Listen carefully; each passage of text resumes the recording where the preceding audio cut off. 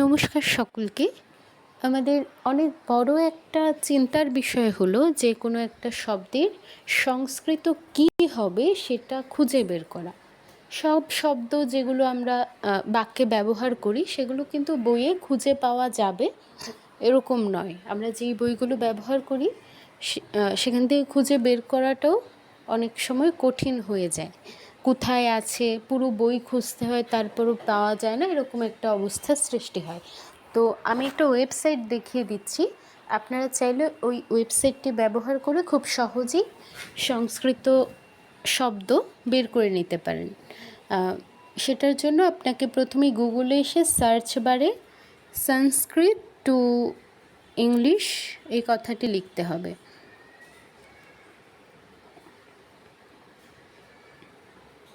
এটি লেখার পর অনেকগুলো ওয়েবসাইট আসবে। আমার শুরুতেই যেই ওয়েবসাইটটি এসেছে এটি হয়তো আপনার দ্বিতীয় বা তৃতীয় ওয়েবসাইট হিসেবেও আসতে পারে, বা একটু স্ক্রল ডাউন করে নিচে গিয়েও আপনি খুঁজে পেতে পারেন।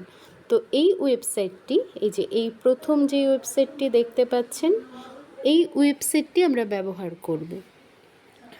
আমি মোটামুটি সবগুলো ডিকশনারি, অনলাইন ডিকশনারি ব্যবহার করে দেখেছি। আমার কাছে মনে হয়েছে এটাই সবচেয়ে বেশি কমফোর্টেবল। তো আমি দেখাচ্ছি। এই ডিকশনারিটিতে ঢুকবেন ক্লিক করে। যদি আপনাদের একটু স্ক্রল ডাউন করতে হয়, যাবেন নিচে গিয়ে এটা খুঁজে বের করে এটায় ঢুকবেন। ক্লিক করার পর আপনাদের সামনে এরকম একটি পেজ ওপেন হবে। তো এখানে এসে আপনাকে উপরে এই খালি যেই বক্সটি দেখতে পাচ্ছেন, এখানে যে কোনো একটা শব্দের ইংলিশ লিখতে হবে। আপনি যেই শব্দটার সংস্কৃত জানতে চাইছেন সেই শব্দটার ইংরেজিটা লিখতে হবে। ধরুন আমি একটা শব্দ বয়, এই শব্দটার ইংরেজিটা জানি না, এটার ইংরেজিটা জানতে চাইছি, তো এটা লিখে ট্রান্সলেটে ক্লিক করতে হবে। এবার দেখুন কতগুলো সমার্থক শব্দ এলো। শুরুতেই কি আছে, বালক বা বাল, এই দুটোই কিন্তু বয়ের সংস্কৃত। এই যে এখানে ডান পাশে এম দ্বারা কি বোঝাচ্ছে, এটি মেল জেন্ডারে আছে। তো যদি এটা ফিমেল কোনো জেন্ডারে থাকতো তাহলে এফ লেখা থাকতো, কিংবা ক্লিবলিঙ্গ হলে অ্যান, অর্থাৎ নিউটার জেন্ডারে থাকলে অ্যান লেখা থাকতো।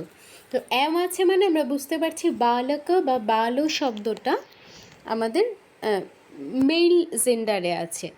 আর আমরা যেই শব্দটা খুঁজছি, এই বয় শব্দটার মানে আমরা যেই শব্দগুলো পেয়েছি তার মধ্যে আমরা যেই শব্দটা খুঁজছি সেটাই এটা কি না, এটা দেখার জন্য আমাদের একদম ডানে দেখবেন অর্থগুলো দেয়া আছে। এই যে বাল শব্দটা সংস্কৃত ইংরেজি হচ্ছে বয়, বা বাল এই শব্দটার ইংরেজি হচ্ছে বয়। তার মানে আমরা যেই শব্দটা খুঁজছি এর দুটো মিনিং আমরা এখানে পেয়ে গেছি। এখন আপনাদের প্রশ্ন হতে পারে তাহলে নিচেরগুলো কি, এই বহিষ্কার শব্দটা এলো কেন? এখানে দেখুন এর ইংরেজি কি, বয়কট। ঠিক আছে, তো আপনি যদি একটা শব্দ সার্চ করেন যেই শব্দটা অন্য কোনো একটা শব্দের শব্দাংশ, তাহলে ওই শব্দটাও কিন্তু আপনার এখানে চলে আসবে। তো বয়কটের শুরুতে বয় আছে, আপনি হয়তো এই শব্দটাও খুঁজতে পারেন। এই ধারণা থেকে ওরা এই বয়কট শব্দটারও ইংরেজি দিয়েছে। আবার দেখুন আরও একটা শব্দ আছে বয়ফ্রেন্ড, এটার সংস্কৃত কি, প্রিয় স্নেহিত। এটা কেন এলো, এটার শুরুতেও বয়যুক্ত যত শব্দ আছে সবগুলোর মিনিং কিন্তু এখানে চলে এসেছে। এর থেকে আপনার খুঁজে নিতে হবে যে আপনি কোন শব্দটা খুঁজছেন এবং লিঙ্গটা কি আছে, এম আছে নাকি এফ আছে নাকি অ্যান আছে, সেটা আপনাকে দেখতে হবে। তো এই ওয়েবসাইটটার মাধ্যমে খুব সহজেই আপনি আপনার কাঙ্ক্ষিত যেই শব্দ সেটা কিন্তু খুঁজে পেতে পারেন। শুধু যে শব্দটা দেয়া আছে এরকম নয়, নিচে দেখুন অনেক বাক্যে প্রয়োগও আছে। ঠিক আছে, সহ বালকঃ কহ, দেখুন এরকম একটা বাক্য আছে। তারপর আরও অনেক বাক্য আছে এখানে, বালকস্য কাস, এরকম অনেকগুলো বাক্যে প্রয়োগ আছে, তো আপনারা বাক্যের প্রয়োগ পাবেন। তো খুব সহজেই আপনারা কিন্তু এই ওয়েবসাইটটি ব্যবহার করে কাঙ্ক্ষিত যেই শব্দ বা কাঙ্ক্ষিত শব্দের প্রয়োগগুলো দেখে নিতে পারেন। এখানে শুধু ইংলিশ নয়, আপনি যদি এরকম একটা শব্দ যেটা সংস্কৃত আপনার সামনে আছে কিন্তু আপনি মিনিংটা বুঝতে পারছেন না, তাহলে সেই শব্দটা সংস্কৃতটা লিখলেও কিন্তু এখানে অর্থটা চলে আসবে। যেমন আমি একটা শব্দ লিখি, ধরুন ইদানিম, এই শব্দটা আমি লিখলাম। এই শব্দটা লিখে ট্রান্সলেটে দিলে দেখুন ইদানিম এই শব্দটা এখানে এসেছে। এটা কোনো শব্দ নয়, এটা একটা অব্যয়। আর আছে নাও, মানে এখন। তো আমরা ধরে নিচ্ছি যে ইদানিম শব্দটার অর্থ বা এটা কোন পার্ট অফ স্পিচ, কোন পদ, বিশেষ্য, বিশেষণ, সর্বনাম, অব্যয় জানা নেই। তো আমরা এই ওয়েবসাইট থেকে খুব সহজেই এটা বের করে নিতে পারছি। তবে এখানে একটা সীমাবদ্ধতা আছে।